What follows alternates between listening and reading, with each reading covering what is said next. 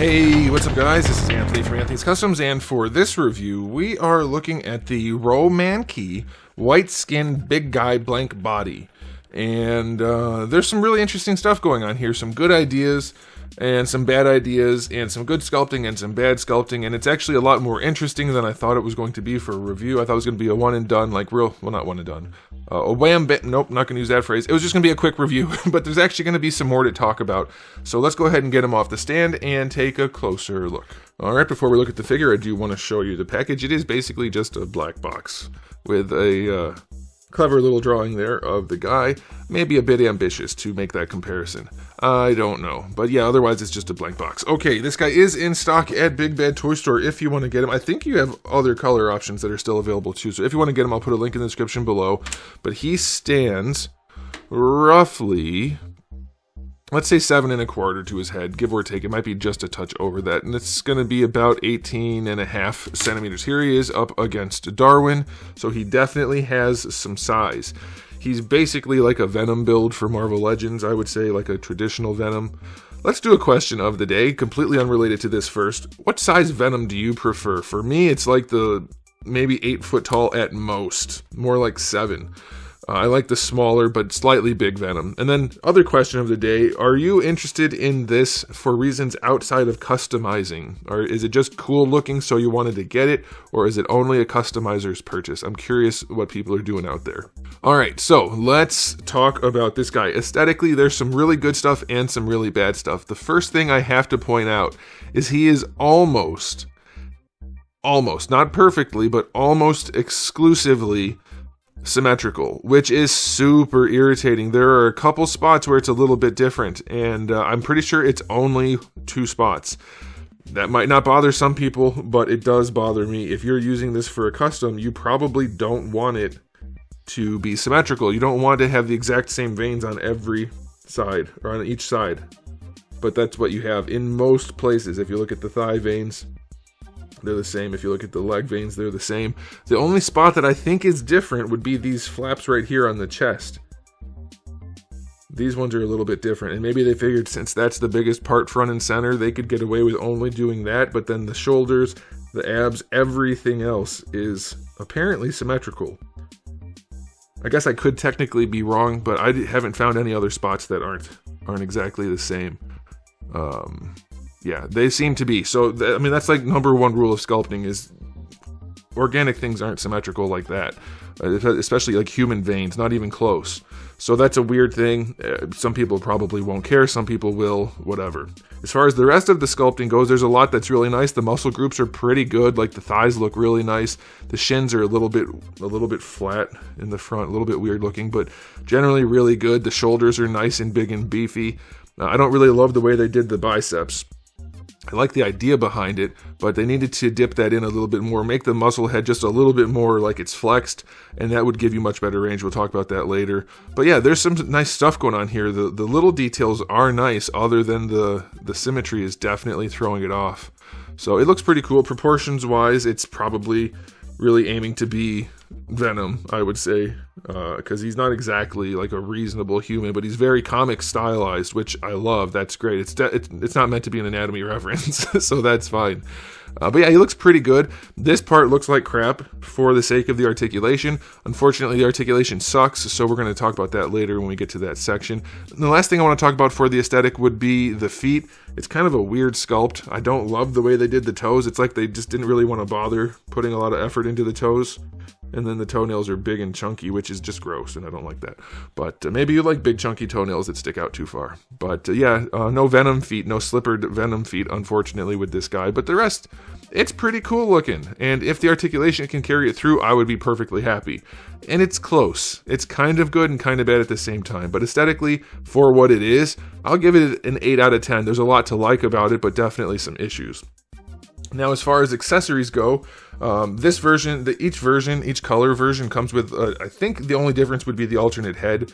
I might be wrong about that, but this one comes with a not Venom head, clearly. They didn't sculpt the eyes on it, but otherwise it looks pretty much like Venom. So if you wanted to paint Venom eyes on it, you could do that. But I wouldn't do that with this guy because turning him black would suck due to the hard plastic joints. So you get the alternate head, you get alternate feet. So he has the gross toenail feet, then he's got like the martial arts slipper feet if you want to use those. Those are fine. Then you get these ones that look kind of like work boots, except they're low top, and the way they're sculpted is weird. They look like they have platforms on the bottom and the toe sticks out over the top. Just a weird sculpt, don't love that. Bunch of different hands, and the hand sculpts are really nice. I think it's funny that they went through the effort of giving you a middle finger hand for like the handful of people, no pun intended, that would like to use that, but didn't go through the effort of like not making the figure symmetrical. That's a little bit weird. And going on to the symmetrical thing again, we have these boxing gloves, which are super cool, except the damaged parts on the gloves. Symmetrical again, it's a mirror image. That's stupid. Both of your gloves wouldn't have the exact same damage on them, so using these gloves even makes it not look good. So if you're going to do it, at least don't put damage on them. You could ignore the same wrinkles, for instance, but having the exact same tears on each glove is just, that's so lazy. That's so lazy and cheap, and it really affects the output, I think. Let me know what you guys think. I guess question of the day, does that symmetry bother you? Drives me nuts, and not just because I'm a sculptor and I know you're not supposed to do that. It's because how am I supposed to have the boxing gloves on this figure? And it just looks goofy because they're the exact same damage on both sides. That's silly. So accessory-wise, I mean, for a blank body, it's cool, but the boots look goofy, the gloves look goofy. It's 7 out of 10, I guess. I don't know. All right, let's talk about the articulation now on this guy. I hope it's not too dark. I don't want to wash him out. I don't know. Maybe we'll leave it like that. All right, so we have a ball peg that the head connects onto a straight peg at the top and then a ball peg into the neck, and it moves around really well. And if you need extra range, you can actually just wiggle it off of that straight peg a little bit and you get even more range. But that works pretty well. Then the neck is on a ball peg, which lets it move around. But you have these giant traps up there getting in the way, like big time. Like they go all the way up, which, fair enough. I mean, for the muscles, that's reasonable. But they go all the way up, and there's not really any way to get them out of the way. Maybe it is too bright. I'll leave it down here and we'll see. All right, so the neck is nice except for these things, and we're going to get to those things. Now for the shoulders, you can just see in there, I hope. Maybe you can't. They go in at an angle to just a socket. So you get a big socket for the shoulder that lets the arm move around, but that doesn't really serve much purpose other than to let the shoulder tuck in to raise up, which does work, so that's fine. It's a little bit gappy when it's not in use, but when it is in use, it works.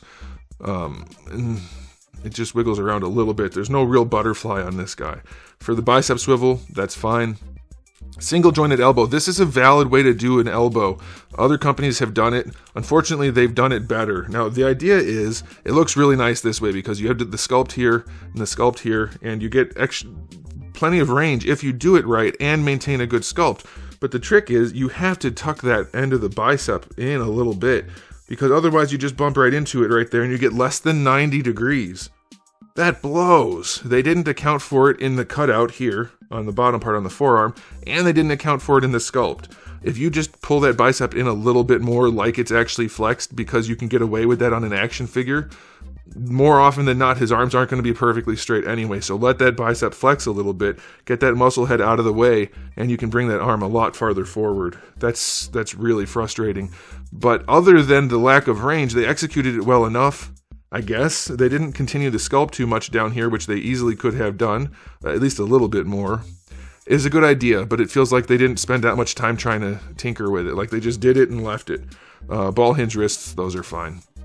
All right, so the torso, I'm going to come back to these. I want to get this part done first. It's not what you would think. I would have expected just standard double ball peg, let this guy just go all over the place. Doesn't have it. He cannot lean back any farther than that.